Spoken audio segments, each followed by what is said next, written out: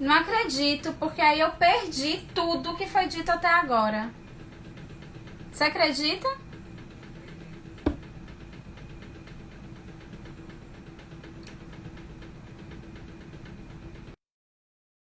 Sim.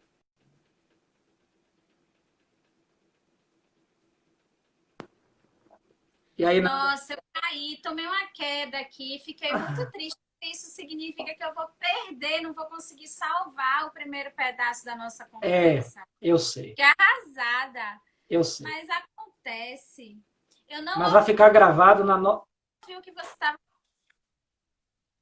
Ó, já, então eu vou fazer uma introdução bem rapidinho do que a gente falou até agora. A gente está aqui, eu estou aqui conversando com o Dr. Tiago Campos, psiquiatra, e nós estamos falando sobre questões mentais, questões de sofrimento psíquico, relacionadas também às questões judiciais. E nesse exato momento a gente estava falando sobre questões ligadas a ações de família e falávamos sobre as consequências para as crianças envolvidas, consequências psicológicas para as crianças envolvidas em disputas de guarda, em questões de divórcio, que são bastante litigiosas. Eu estou bem triste, viu, porque não sabia, porque você disse coisas muito preciosas no primeiro pedaço. Quando eu fui ver, eu tinha ficado tudo preto aqui na minha tela, eu nem acreditei que eu caí, fiquei muito triste mesmo.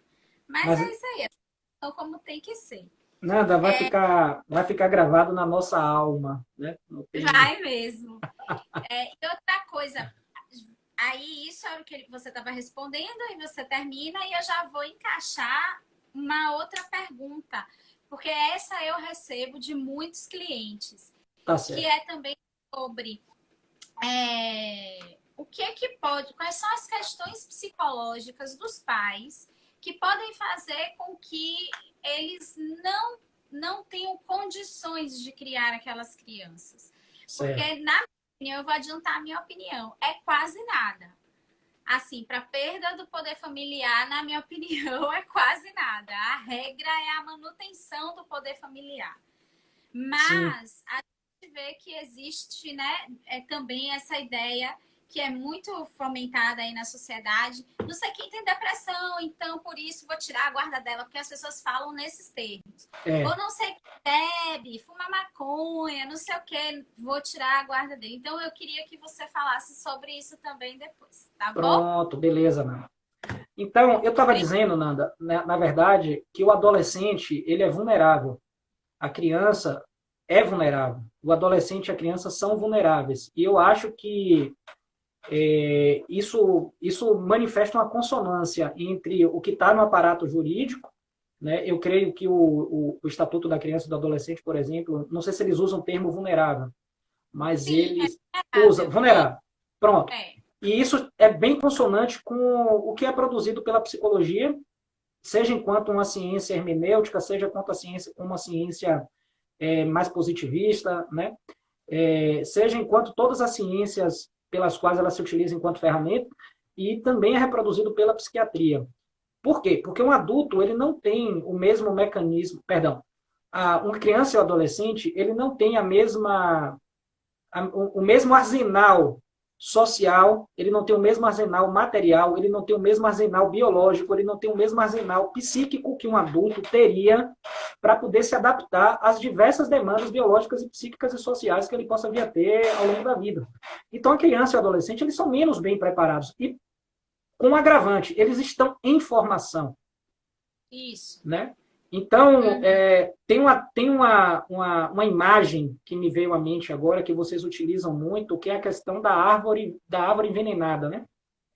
Então, então, uma criança e um adolescente que sofre, em pleno desenvolvimento da sua personalidade, em busca de uma autonomia para a maior parte das situações e exigências adaptativas do mundo, ela não só vai ser prejudicada enquanto sofrimento, enquanto ferida na sua vulnerabilidade, quanto ela será prejudicada no adequado desenvolvimento de ferramentas para enfrentar desafios. Ou seja, ela sofre e fica e se transforma numa pior ferramenta de lidar com o sofrimento, por assim dizer. Pois bem, e aí o que as pesquisas nos trazem, né? que situações de família, de litígio, de divórcio, de separação, podem gerar como consequência o que nós chamamos de abuso infantil. O abuso infantil, né, nós sabemos que pode ser físico, pode ser sexual, pode ser psicológico. Falando em termos de abuso psicológico, que é mais a minha área, essas situações de divórcio e litígio, normalmente, quando desembocam numa situação de abuso psicológico, é através de situações como negligência, abandono, alienação parental. Tudo isso é causa para perda do poder familiar. Tudo Pois isso é. você falou. Tá no artigo, acho que não sei o que, 38 do Código Civil. De qual é? Sim, Nanda. Por exemplo, o maior estudo realizado nos Estados Unidos sobre abuso infantil coloca que 12% dos adultos, são quase 35 milhões de americanos, né, passaram por situações que podem ser configuradas como abuso psicológico. Aí tem vários tipos de abuso, né? Aterrorizar a criança, negligência, vários tipos de maltrato, né? Não é difícil enquadrar uma situação que esteja claramente caracterizada, né, no que seria tipificado como isso, imagino eu. A questão é você caracterizar bem uma situação, porque na prática o que você tem são, em geral, depoimentos, né? E aí, como você caracteriza uma situação de abuso e negligência? E trazendo isso para a minha prática... A gente conta e confia, né, que vão fazer uma boa perícia, uma boa análise social. A gente precisa confiar, né? Porque, como eu disse, a perda do poder familiar é muito drástico. E tem lá as causas de perda do poder familiar enumeradas no artigo 1600, eu vou pescar, que eu não Pesca aí. 1638 do Código Civil, né? Mas... 1638, as causas estão lá. E dentre essas causas vai ter desde violência, né? Até o pai ou a mãe não agir de acordo com a moral e os bons costumes. E aí, o que é moral e bons costumes? Entende? Tá lá no mesmo rol, né? Então, no mesmo rol. rol. Então é claro que em relação à violência, negligência, a gente sabe do que se trata, consegue entender os abusos, que são abusos mais relevantes. A gente entende o que é, mas a gente tem uma dificuldade de provar na prática a ocorrência, mesmo das piores violências, né? Violência sexual, enfim. Mesmo das piores violências, aquelas que a gente não tem dúvida de que vão ensejar a perda do poder familiar. Ainda assim, para a prova, a gente vai precisar de perícia, vai precisar do exame psicológico, e vai precisar confiar, né, nesses peritos e assistentes técnicos para poder fazer essa prova, porque é muito difícil de provar. Exatamente. É uma pandemia, sabe? Alienação mental também. Fale também sobre o que você pensa sobre alguém falou, artigo 1638 do Código Civil. Pesquei aqui. Obrigada. Eu acho que eu fui quase. Entendi aí. Legal. Vamos lá. Não, nada. Eu acho que é uma epidemia, sabe? Uma epidemia de abuso psicológico. E qual é o impacto disso? Dos piores possíveis. Porque se você gera um sofrimento psíquico numa criança e no adolescente que poderia ser evitado pela própria condição, para a gente citar só uma das condições de vulnerabilidade que ela possa vir a ter, nós estamos formando adultos que, além de toda a carga de estresse que ele tem que se utilizar para enfrentar a vida, ele tem que se utilizar também para elaborar o passado doloroso que ele teve. Então, na minha prática, é quase unanimidade, quase. Uma pessoa que procura uma assistência psiquiátrica, a maioria delas menciona sofrimento com os pais. Se foi abusivo ou não, eu não sei, né? Mas menciona que algo na relação com os pais gerou sofrimento. Isso pode ser saudável até certo ponto, porque é inevitável que não haja discordância. Mas até certo ponto pode ser um problema. Por que pode ser um problema? E eu vou falar da alienação parental que você perguntou.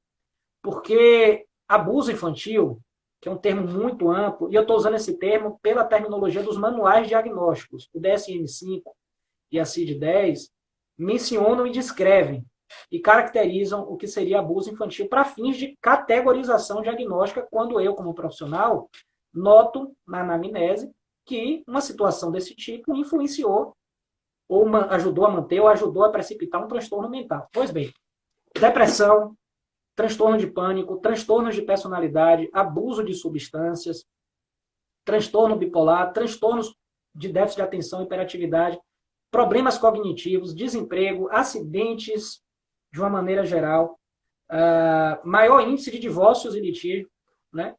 Tudo isso está associado a situações de sofrimento infantil.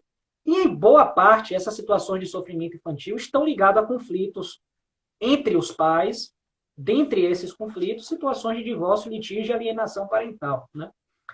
E aí, como é que eu vejo a alienação parental? A gente tem que diferenciar a alienação parental de uma outra terminologia que significa, numa tradução livre do inglês, que eu esqueci qual é o inglês, rejeição parental. Rejeição parental é a criança que não se dá bem com aquele pai, com aquela mãe, não quer ter proximidade, a recíproca às vezes é verdadeira, o outro familiar acolhe, toma o espaço e está tudo certo, entre aspas, né? Então é uma situação de relacionamento, ponto. Não envolve psicopatologia, não envolve psicologia, quer dizer, psicologia sempre envolve, não envolve o sistema jurídico. A parte da alienação parental, não. A alienação parental consiste nas diversas medidas possíveis para que uma relação que se estabeleceria de um jeito X com aquele pai, com aquela mãe, vinha se estabelecer de um jeito Y. E esse jeito Y não é construtivo para nenhuma das partes. Então, de maneira bem ampla, a definição de alienação parental do ponto de vista psiquiátrico seria essa. E acontece principalmente, na minha experiência, em situações de divórcio e litígio, né? De situações de conflito, de separação, né? Que é aí que começa a rolar a alienação parental, né? Às vezes com uma forma de vingança, às vezes como uma forma... eu gosto da palavra projeção, porque a gente projeta o tempo todo, né? Apesar de muitas abordagens da psicologia não se utilizarem desse termo, com uma forma de você colocar aquele filho que você ama no seu barco na hora do conflito, né? Exato. Então tem isso também. E aquela criança, meu Deus, como é que está a cabeça dessa criança, desse adolescente? O que é que passa? Será que ele sabe hierarquizar prioridades? Será que ele tem autonomia para emitir uma opinião muito bem embasada acerca daquele conflito parental? Que tipo de suporte ele está recebendo? Como é que estão as outras áreas de funcionamento daquela criança na escola, na vida social, nos hobbies, no lazer, no conhecimento, no aprendizado, na comunicação, que deveriam estar sendo assistida por esses pais que, por sua vez, estão em conflitos? Então, é muita coisa que a gente tem que prestar atenção, né? De criancinhas bem pequenininhas mesmo, que não tem nem noção de nada, né? Eu tenho um caso de história que a mãe não entrega a criança ao pai, tem acho que 200 dias. E segundo o relato, e não deixa ver nem por foto, nem nada, fechou as redes sociais. E segundo os relatos que chegam a gente, eu também não sei, né? Sim. Né, se correspondem à verdade, mas como uma forma da criança esquecer mesmo. Sim. Da fisionomia, né, do pai. E não é a primeira vez que eu vejo um caso assim. Não é a primeira vez. E é uma criança bem pequena, né?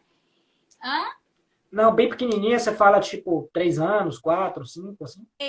3 anos, por aí. Nossa Senhora. Chega a me dar um puxipio. Chega a me dar um arrepio aqui. Chega a dar um arrepio. Existe, né? Muito. E esse para essa criança?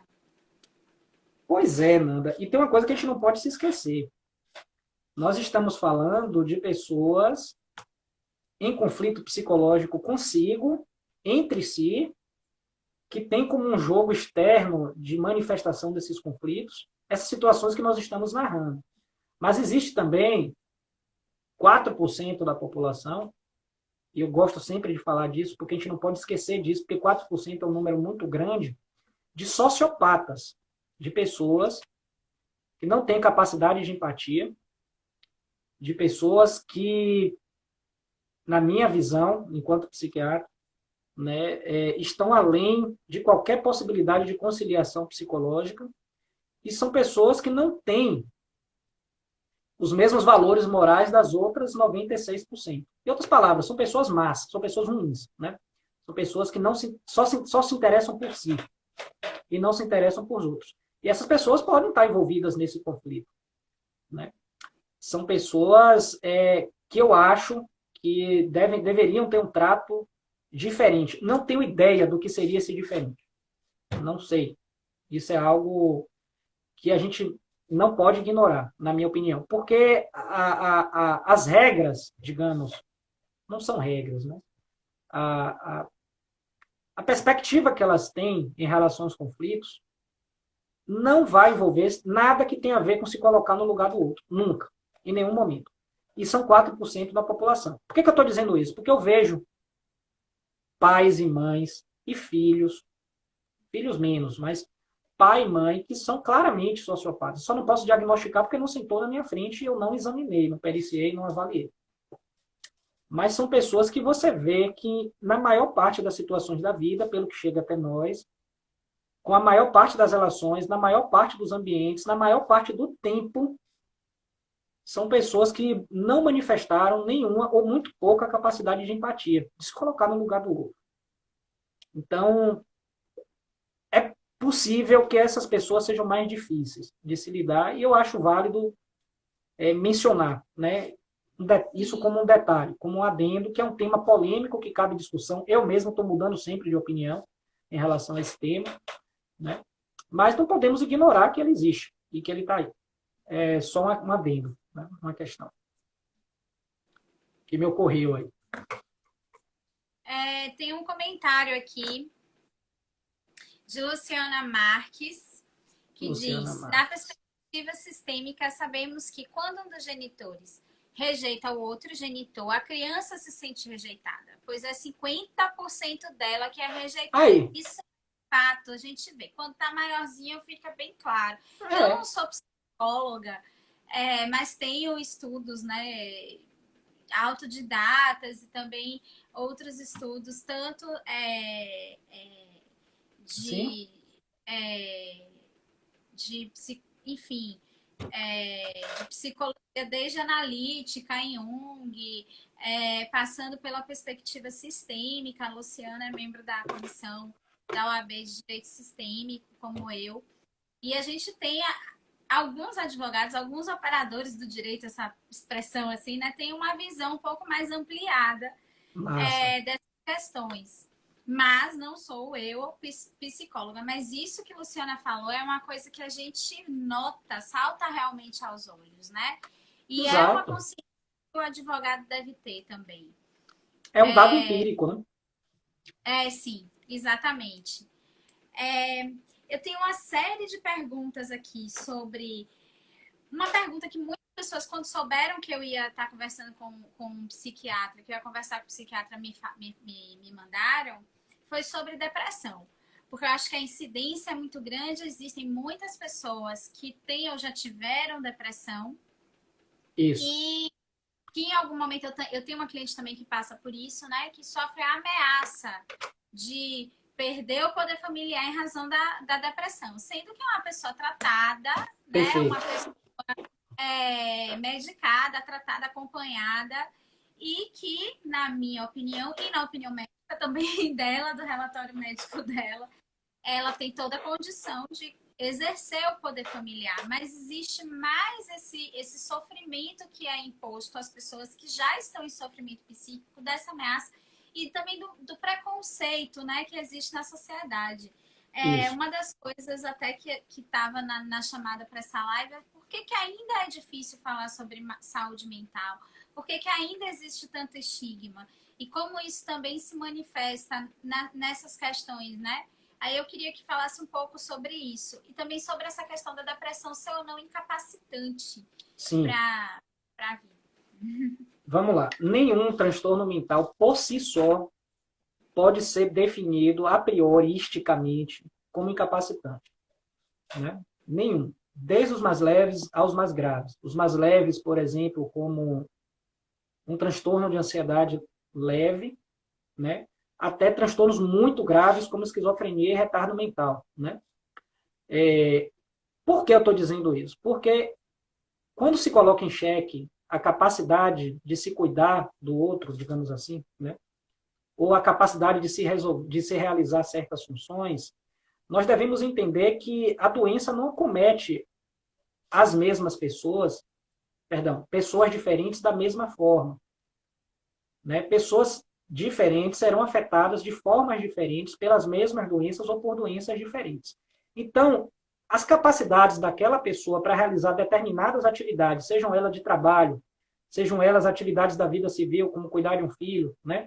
Ou outros atos da vida, a capacidade delas realizarem e o risco que a não realização dessa atividade possa vir a trazer para os envolvidos deve ser analisado caso a caso. Quem deve analisar esses casos? Na minha opinião, peritos. Peritos. Ou médicos do trabalho quando se trata de um ambiente trabalhista. Né?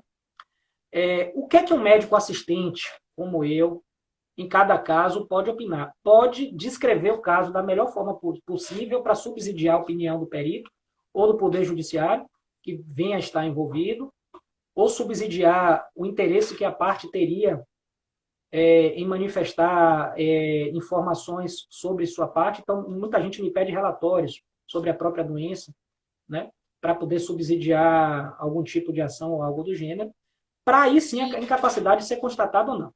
Perceba, então, se a pessoa tem esquizofrenia e dentro da forma que a esquizofrenia se manifesta naquela pessoa, a capacidade dela criar um filho, de ser um marido, de ser uma esposa, de trabalhar, de pular de paraquedas, de operar uma máquina, de pilotar um avião, se essa capacidade não for afetada pela esquizofrenia, e se houver evidências de que o tratamento está sendo efetivo, não tem problema nenhum. Isso na esquizofrenia. O mesmo vale para a depressão. Então, eu jamais posso dizer, fulano tem depressão, não pode criar o filho, não tem condição. Fulano é psicótico, não tem condição. Fulano é usuário de droga, transtorno por uso de substância é um problema psiquiátrico. Eu não posso afirmar, a prioristicamente, que aquela pessoa está incapacitada. E mesmo que eu possa, eu também não posso afirmar, a prioristicamente, antes de avaliar bem, se essa incapacidade é permanente ou se é provisória. Né? Então, a psiquiatria forense... Oi, Nanda. Porque isso é para tudo. Porque, por exemplo... Para tudo. Às vezes, por exemplo, eu vou falar aqui agora como advogado uma coisa que as pessoas costumam confundir, né? Que é a questão da guarda e do poder familiar. Eu falo poder familiar, porque é um instituto diferente da guarda.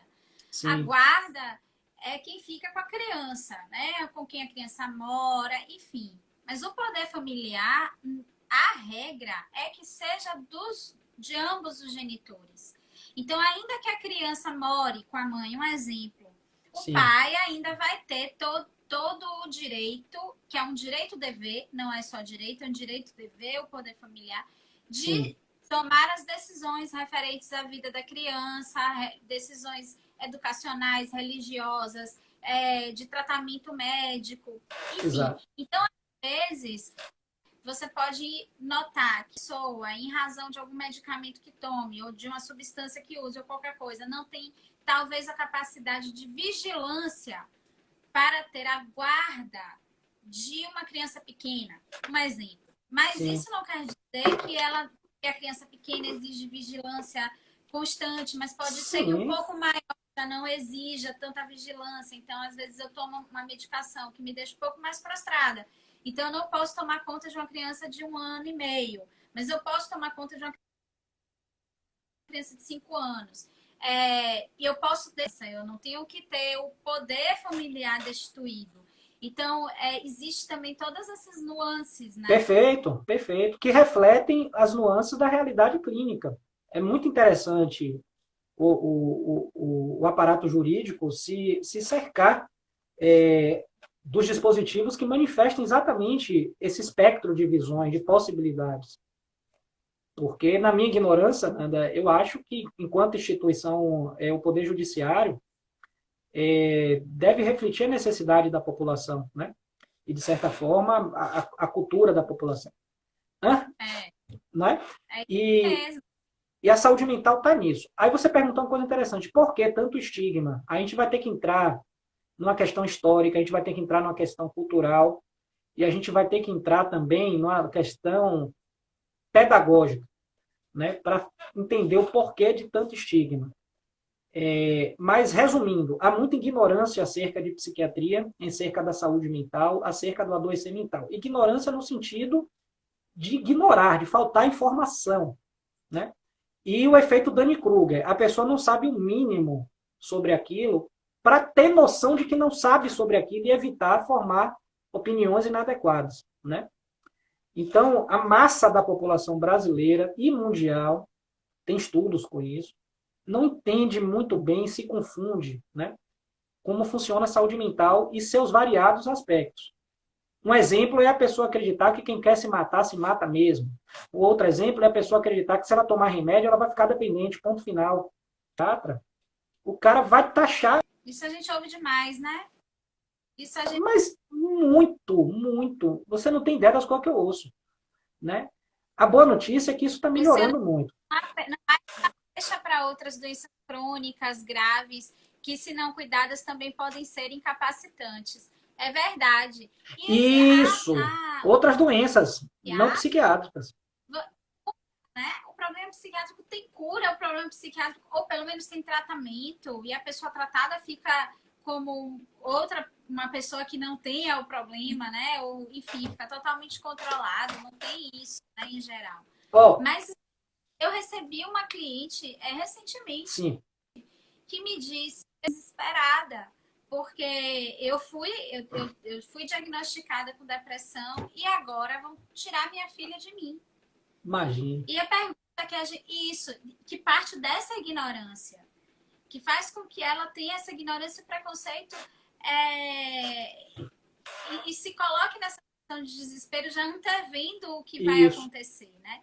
Exatamente. E aí você pergunta, mas acha que você não tem condição de cuidar da sua filha? Não, eu acho que eu tenho. E o seu médico acha o quê? Não, meu médico acha que eu estou respondendo bem aos remédios. Sim, então, qual é o medo, né?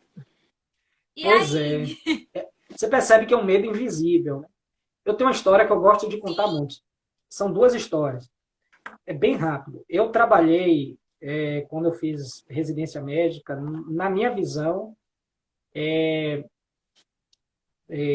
trabalhei na Zona Leste de São Paulo, que eu acho que tem a maior densidade populacional dentre as grandes metrópoles do Brasil, no Brasil e na América Latina. Então, digamos que toda a amostragem de experiências do sofrimento humano, né, que ocorriam naquela região, poderiam desaguar no hospital que eu me especializei, né, que eu estava de plantão no pronto-socorro. Então, eu atendi um paciente que tinha esquizofrenia gravíssima, tinha 5 anos que não saía do quarto, 5 anos que não saía do quarto, porque ele acreditava numa série de delírios irremovíveis da mente dele, dentre eles de que haviam câmeras, né, instaladas nas moléculas do ar, que saberiam que aquela comida que a mãe colocaria para ele iria para a boca dele e essas câmeras poderiam envenenar a comida dele. E aí ele parou de comer, começou a perder peso, começou a ter vários problemas médicos. Ele tinha minha altura, eu tenho 1,73 m, quando ele chegou aos 35 quilos, totalmente definhado. Levaram ele para o hospital. Pegaram a força, depois de 5 anos, aí levaram ele para o hospital. E aí eu estou lá de plantão no hospital, recebo essa pessoa com essa situação. Né? E aí a gente internou, claro, porque era uma situação que caracterizava risco, uma autonegligência gravíssima, uma incapacidade da família de cuidar. A parte clínica foi tratada, ele começou a ganhar peso e a gente tratou o quadro psiquiátrico, que entra naqueles milagres da medicina, né? Respondeu muito bem à medicação e ele parou de ter delírios, ele remitiu dos sintomas. Ele ficou 100%. Não é comum, mas aconteceu. E aí ele foi para casa, eu não tive notícia. 6 meses depois, eu, Thiago, entrei no ônibus. E adivinha quem está dirigindo o ônibus? O cara. O paciente. E aí, doutor, beleza? Lá mexendo. Seja bem-vindo aí e tal, não sei o quê. E aí eu nunca mais esqueci dessa história, porque mostra exatamente isso que a gente está falando, né? Infelizmente, não é a regra na esquizofrenia. Por outro lado, existe tratamento para os transtornos mentais e a pessoa pode melhorar muito e se reabilitar ocupacionalmente. E se reabilitar para as funções familiares que ela possa vir a ter. Sabe, Nana? Então, eu acho que a situação tem que ser muito bem avaliada. Que essa pessoa seja privada das suas relações familiares? Não a prioristicamente. Não. Assim, a priori, por ter uma doença e ponto, não. É o mesmo que eu dizer que quem tem câncer vai morrer. Ponto. Sim. Não é assim. Que preconceito é esse? Né? Cada caso é um caso. Existem tratamentos, existem prognósticos, existem curso da história da doença em cada pessoa. Então é isso. É isso. Bem interessante essa colocação. Vou te fazer a pergunta também que estava no na nossa chamada para a live. Passa. Como é que o advogado pode atuar de forma a identificar e acolher melhor as pessoas que chegam até ele em sofrimento psíquico? Eu acho que todas as pessoas que estão numa profissão que envolvam relações humanas deveriam ter um conhecimento básico em psicologia, mas não em teoria psicológica, né?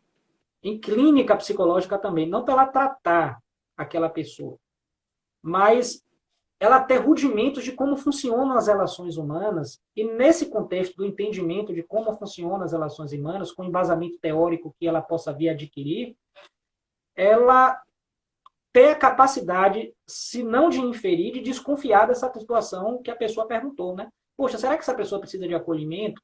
Poxa, será que essa pessoa não precisa de uma assistência psicológica antes? Puxa, o quanto dessa situação que essa pessoa está envolvida não tem caracteres psicológicos envolvidos? Nós médicos, por exemplo, estudamos a psicologia médica, que envolve isso. Relação, adesão, aspectos psicológicos que têm a ver com o tratamento de cada doença, né? Isso é discutido nas sessões clínicas, no treinamento médico, não é só caso para psiquiatra. E eu acho que o mesmo deveria valer para todo prestador de serviço, principalmente os que lidam com o sofrimento. E o advogado lida com o sofrimento, né? O advogado ele não é um robô. O advogado ele não é um mero operador do direito. Ele é um ser humano. Exato. É. Da mesma forma que o médico. Como Exato. a gente falou, isso que acabou infelizmente apagando. Ainda se retou com isso. Fiquei triste. O conflito é uma coisa que a gente não demoniza, que a gente entende como aquilo que faz emergir uma situação que precisa de solução. Então, o conflito é uma coisa boa mesmo, em última instância. Sempre. Sempre. O que não é o que se prolonga, é o que é utilizado para alimentar sofrimentos desnecessários, né? Não o sofrimento também, aquela dor que vai trazer também a revelação do que precisa ser curado. E Exato. sim aquilo que perpetua com dinâmicas nocivas, né? Perfeito, Nada. Então, perfeito. É isso mesmo. O que se perpetua na dinâmica nociva para os envolvidos, esse a gente não vai perpetuar. Mas a gente acolhe o conflito e não demoniza o conflito, né?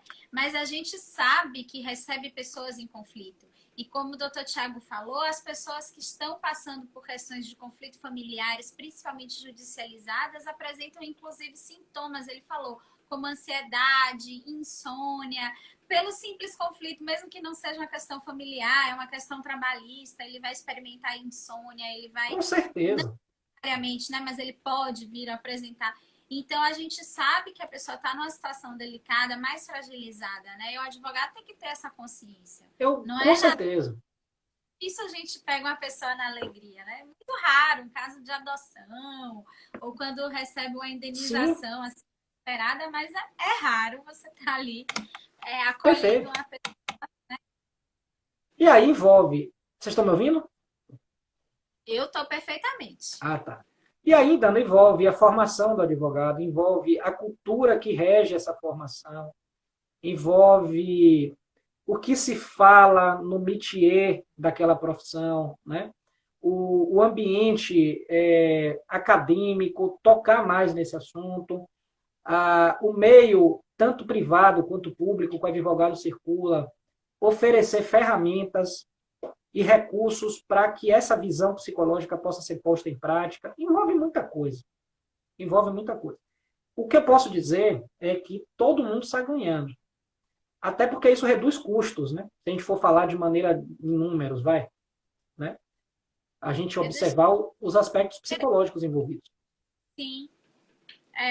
Com certeza. Então, e acho que a redução de custos já encaminhando para a gente terminando. Quem tiver dúvida, a gente aproveita e vai perguntando aí, porque a gente está se encaminhando para o encerramento. Até porque depois, eu posso contar o que você vai fazer depois daqui ou não posso? Ah, não conta não, Nanda, porque deu chabu, viu? Deu chabu. O Eu violão já não ia lhe dar ficou, o o violão meu não deu. playlist. Ah, já tava com a playlist aqui já, várias, mas vai rolar uma sobre esse tema aí. Pode deixar. A gente vai ter que fazer outra, então, bem Faz. mais leve, né? E musical. Uma outra live mais leve e musical. Mas então, a gente chegando ao fim, o que acontece, né, que existe uma visão mais engessada, mais antiquada de alguns advogados, cada vez menos, graças a todos os deuses, entendeu?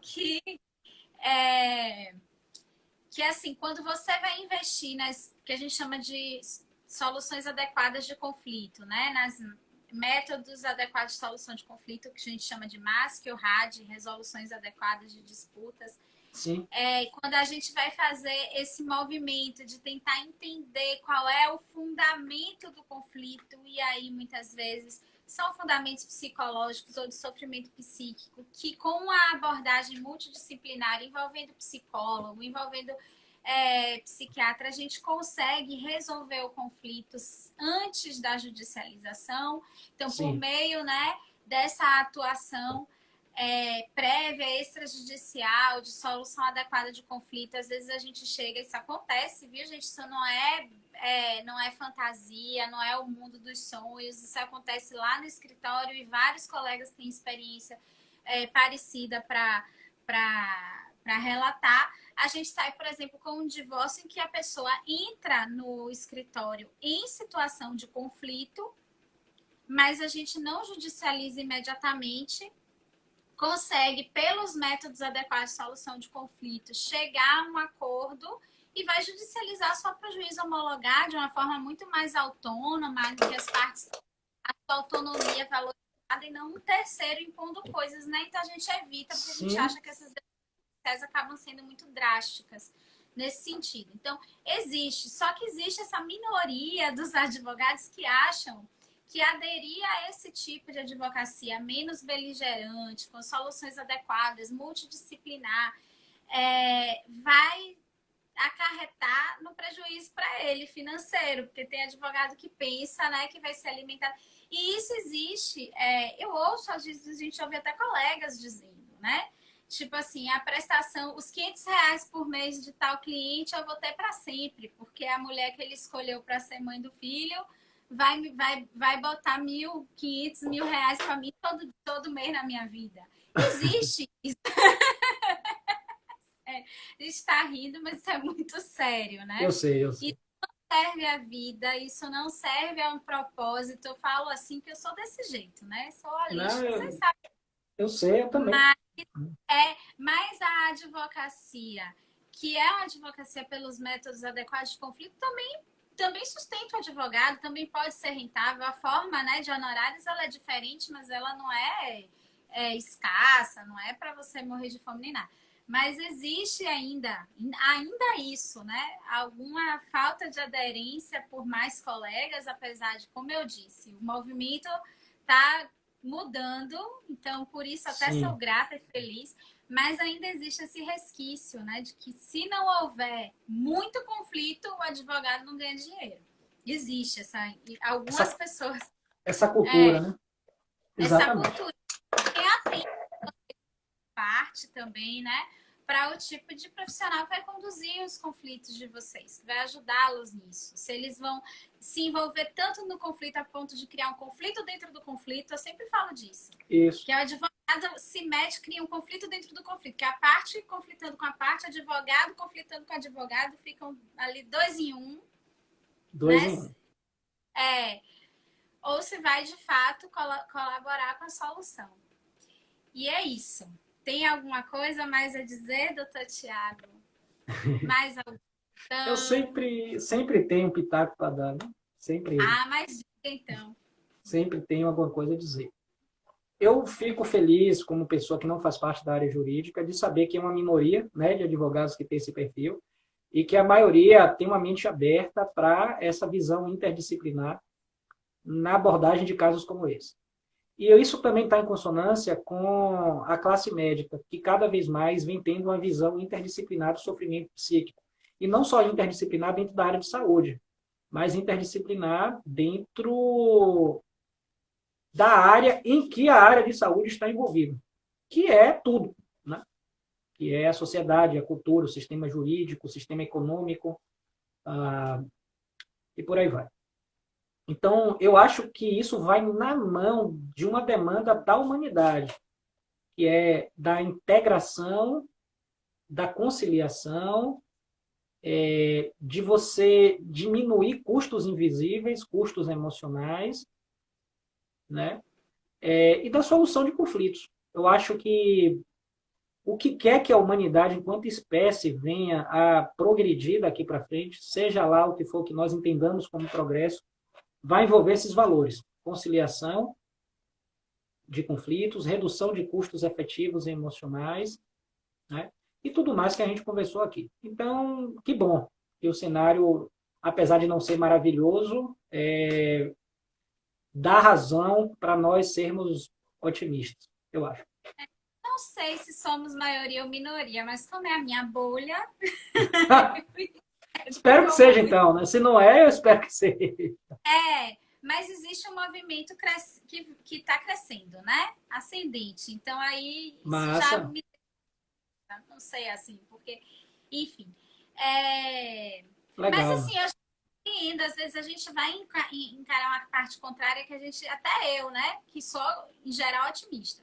E que penso assim, nossa, esse advogado aí, meu Deus, não vai dar certo. É aquele advogado mais velho, então... E não por ser mais velho, mas que a gente tem aquela imagem já dos corredores do fórum, né, e tal. Esse aí não vai. E quando a gente vai estar respondendo os nossos e-mails, tá tendo uma atitude colaborativa, que é o que a gente chama, né? A postura colaborativa. Então, às vezes, sai de onde mesmo espera, às vezes precisa só de um empurrãozinho. Da mesma forma, os serventuários, os servidores da justiça também. Sim. Que antigamente a gente pensava que aquele mato não vai sair nada, a gente não vai encontrar colaboração. E encontra. Hoje um servidor me deu o telefone particular, celular, de uma outra servidora que poderia resolver um problema de uma citação, no caso de uma bebezinha que está recém-nascida, né? De pensão, que eu não estou conseguindo citar o genitor de jeito nenhum. Então, eu tenho tentado. Eu disse, eu não vou conseguir nunca, é uma vaga do interior. E a pessoa me atendeu fora do horário do expediente, me deu todo o caminho das pedras, falou comigo com o maior amor. E eu tenho encontrado vários serventuários assim também, de eu conseguir alvará em 13 minutos, num caso que também envolvia a saúde de uma criança pequena. Então, assim, eu conto essas coisas e o povo não acredita. O que você tem? É mel? É não sei o que. Não é. Nem sempre a gente consegue. Mas, às vezes, a gente consegue. A gente vibra quando encontra, né? Essa rede. Opa! Essa a palavra rede. É essa. A gente vibra. Tanto vibra que eu me arrepiei só de lhe ouvir, né?